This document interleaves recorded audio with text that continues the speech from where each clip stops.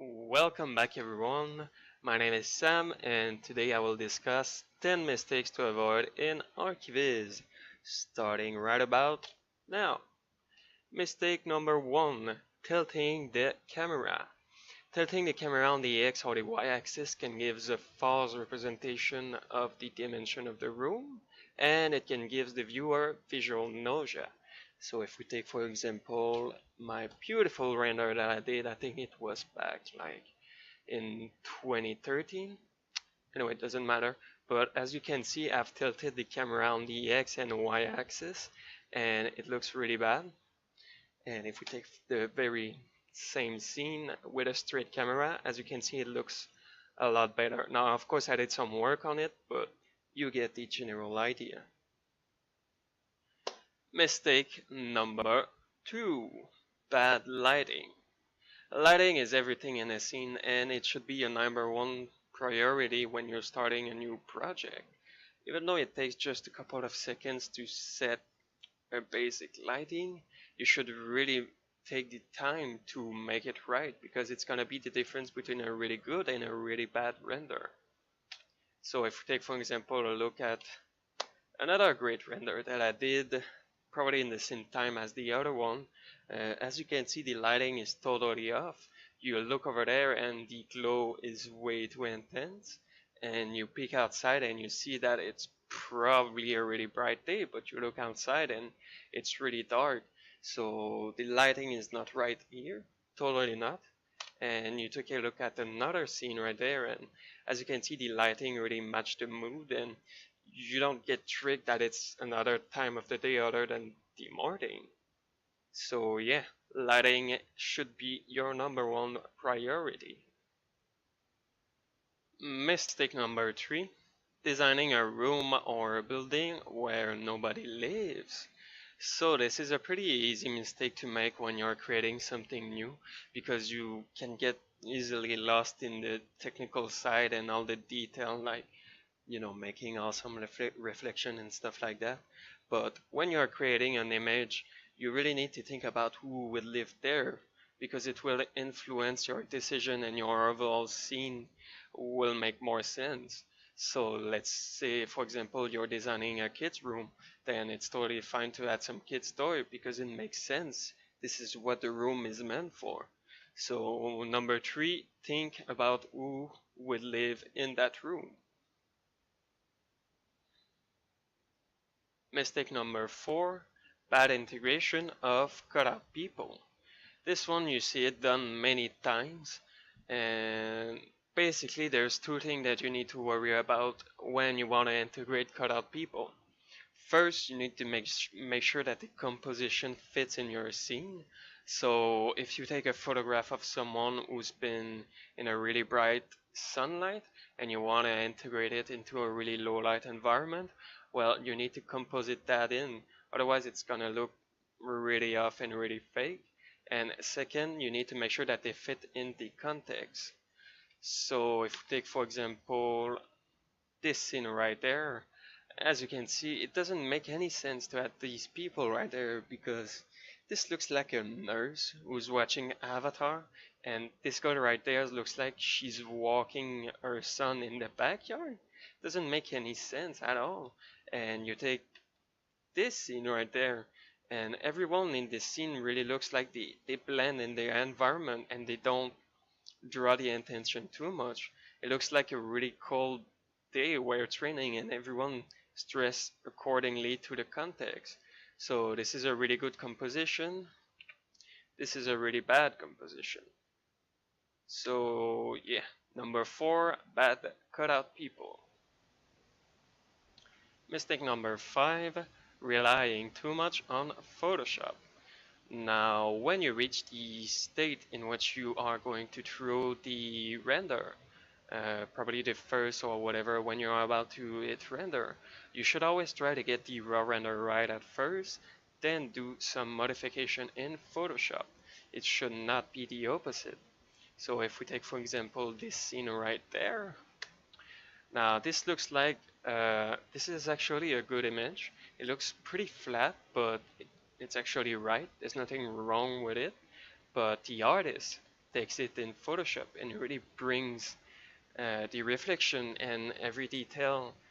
It really makes an amazing render. So he went from a right render to an amazing render, but I could have shown you this image at first and you probably would not have noticed that this is mainly post-production. So I think this example right there really illustrates what I meant by that. So mistake number 5, relying too much on Photoshop. Mistake number 6, adding clueless object to fill the space. Now this one can come back, actually it comes back to the mistake number 3, which was thinking about who would live in a certain room. If you actually follow that and think about someone, well, you shouldn't add something just to fill the space, because you need to add something that's going to have a meaning to that, that's going to say this type of person lives there. So everything that you want to integrate needs to have a purpose and a good rule to follow. You need to have at least 2 reasons to add a certain object. So if we take, for example, I want to add a bowl of fruit in the middle of a kitchen table, and I want to add it because first, I want to add a focal point, and I want to show that the people who lives there actually are healthy, or maybe it's like a young couple who's training or whatever. Well, I have 2 reasons. They don't have to be like that meaningful of a reason. You just gotta have 2 reasons. That's it. So mistake number 6, clueless object. Mistake number 7, no focal point. Now you need in your image a focal point to draw the eyes to. Otherwise, without an anchor, people's eyes would just scatter around the image without having anything to pay attention. So this is pretty much self-explanatory, but you can add a focal point either by using light or different color. If we take, for example, this scene right there, even though it's not a bad render, it looks really great, but there's no really a focal point because everything blends in together and there's no point of interest. But if I were to put on some, let's say, orange light in the house or shell, where this would act as a focal point. Now if we take, for example, this scene, your eyes are immediately drawn to that pillow right there, because obviously it's like everything's bright and gray, and you see that, and there's like 6 bright colors. So this acts as a nice focal point. So number 7, not having a focal point. Number 8, too much color. Now a good rule to follow here is you should only use 3 color in a scene. It comes back to the last point I made, which is about the focal point. Because if you have too much color going on, it's really hard to stay focused on something, because there's really a lot going on and it's hard to really pay attention to a certain part of the image. So you don't want that, because it's going to make it hard to focus. So if we take, for example, this scene right there, as you can see, there's pink, green, blue, brown, and some greenish thing right there. Now, of course, it's not, high quality render, but as you can see, there's really too much going on here. And if we take in the other end, this one right there, now this image looks pretty much monochromatic. There's a little bit of orange in the reflection of the window, but other than that, this is just tones of blue and white. And yeah, as you can see, it's really more unified. There's a really much better harmony going on here. Of course, this is not the same quality of render, but you get the idea that you don't need to have too much color, otherwise it's gonna be distracting for the viewer. So number 8, too much color.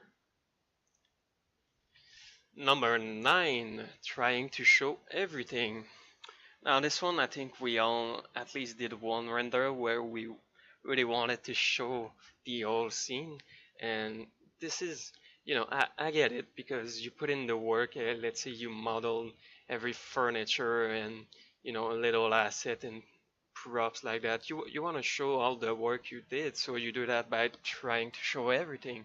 But this is actually a bad idea because wide lenses gives a bad look and a false impression of how big the room really is.